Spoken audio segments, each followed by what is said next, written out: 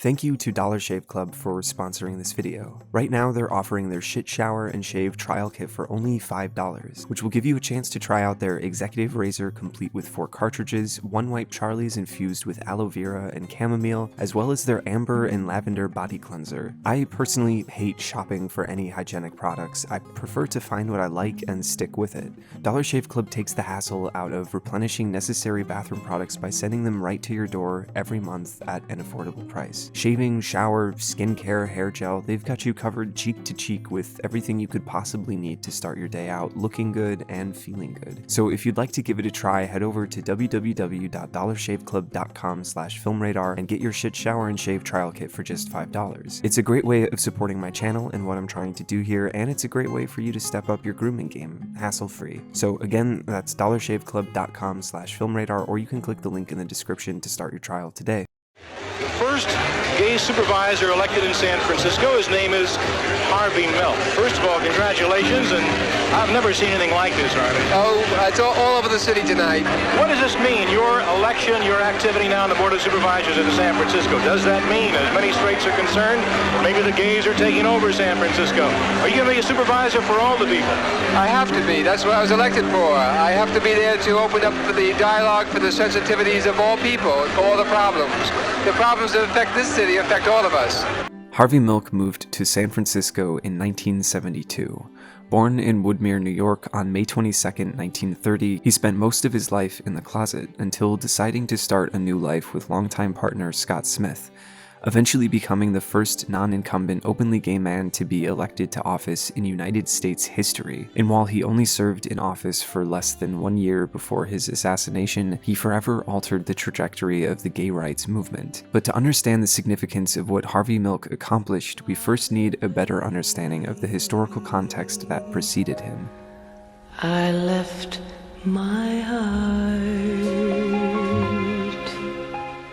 San Francisco had long been a haven for the LGBT community due to many war veterans being given a blue discharge. Neither honorable nor dishonorable, it was disproportionately used to discharge homosexuals from service until 1947, when it was discontinued. Upon receiving this blue ticket, many decided to stay in these port cities like San Francisco rather than return home where they'd likely face shame or persecution. Fast forward a decade and you've got the beat poets challenging the social norms of middle-class conservative values. A cultural shift was happening in urban areas all over the country as the youth flocked to these places where a different sort of lifestyle would be permissible. But while many found sanctuary in places like San Francisco, it wasn't exactly paradise. If you open those doors, the Merchants Association of the police pull your license. Under what law? Excuse me? There's man's law and there's God's law in this neighborhood. And in this city. You know, we pay taxes. The San Francisco Police Force is happy to enforce either. Have a good day.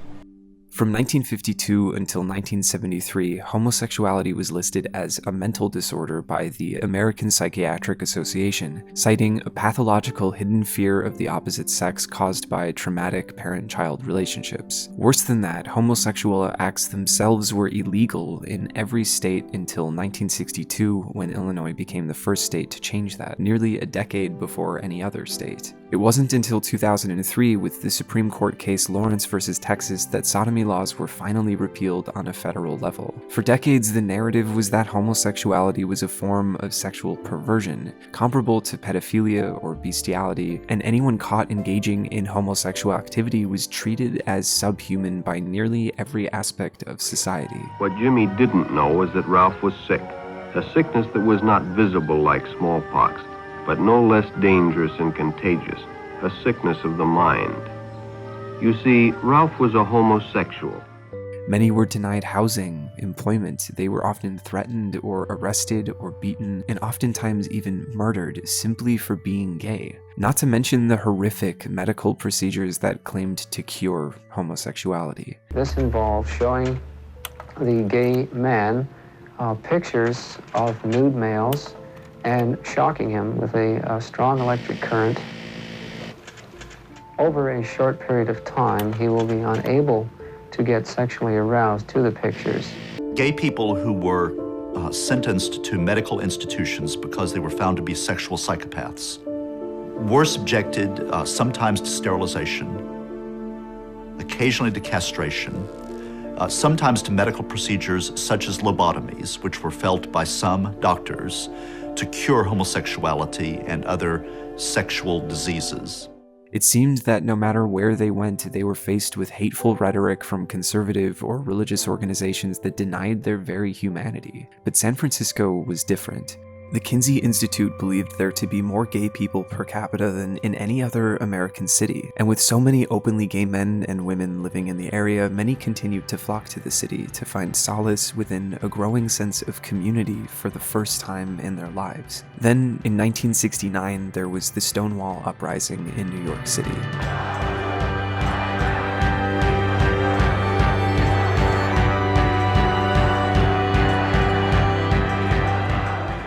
Tired of being persecuted in the one place they felt safe, the many gay men and women who frequented the Stonewall Inn of Greenwich Village fought back for the first time. 1 year later, to commemorate the anniversary of the event, the country's first gay pride parades took place simultaneously in New York City, Los Angeles, and Chicago. By 1972, the annual march had seen cities like Washington, D.C., Detroit, and San Francisco join the movement. But even then, their safe spaces were anything but safe. Fruit was walking home with his trick and he got jumped.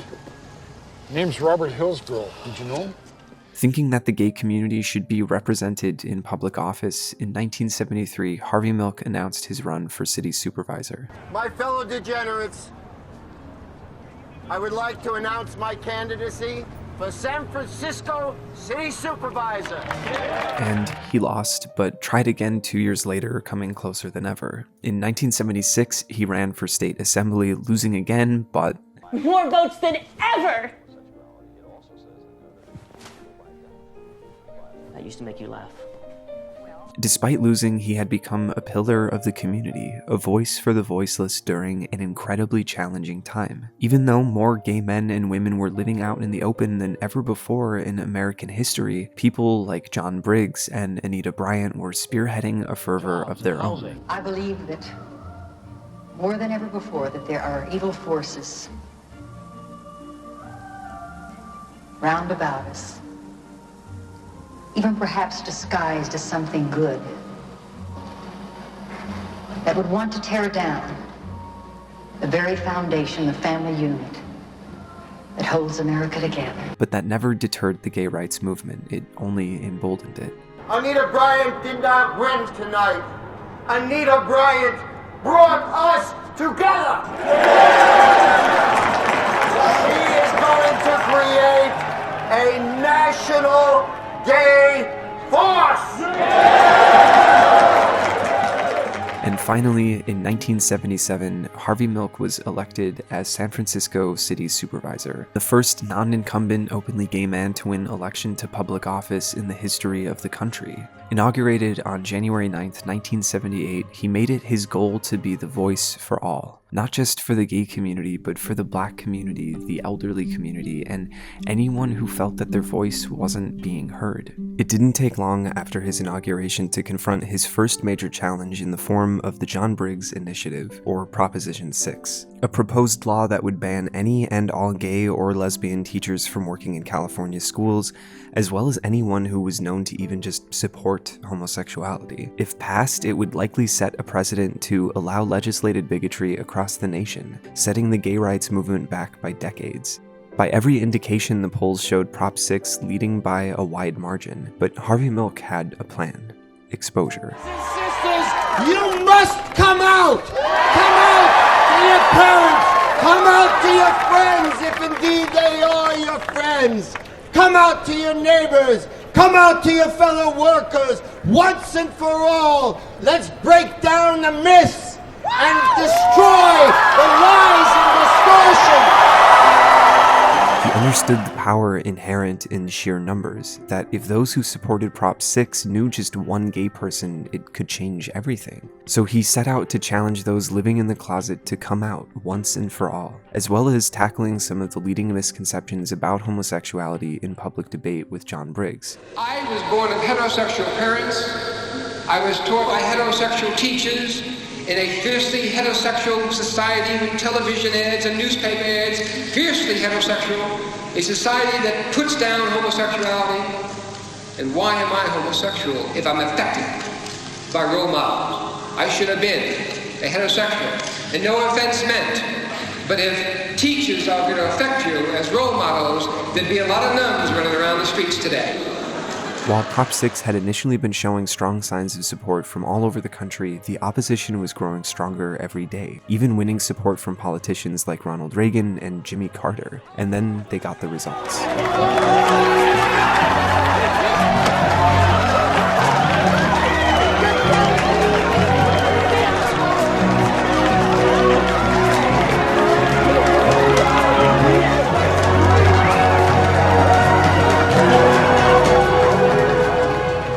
Unfortunately, it wasn't long after this historic win that everything was about to change. As president of the Board of Supervisors, it's my duty to make this announcement. Both Mayor Moscone and Supervisor Harvey Milk have been shot and killed. Thousands of people gathered for a candlelit march to be held in their honor, filling up all of Market Street on the way to City Hall. Even though Harvey Milk only served in public office for 10 months, he helped to propel the gay rights agenda to a national stage, which helped change the conversation in households across the country. Because he understood that the only way to change the misconceptions about homosexuality was to create a dialogue. And for better or worse, that's exactly what he did, in life and in death. And look at how far we've come. On June 26, 2015, the United States Supreme Court ruled in the case of Obergefell versus Hodges that same-sex marriage is protected by the 14th Amendment of the Constitution, a dream I'm sure many thought that they would never be alive to see. But all this reminds us that history is being made every single day, and you can be a part of it.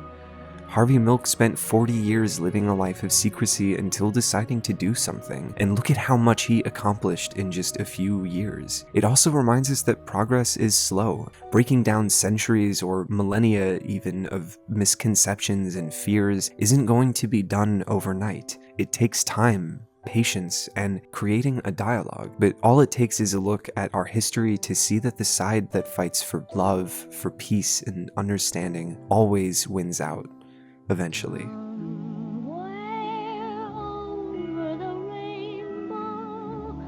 Thank you for watching.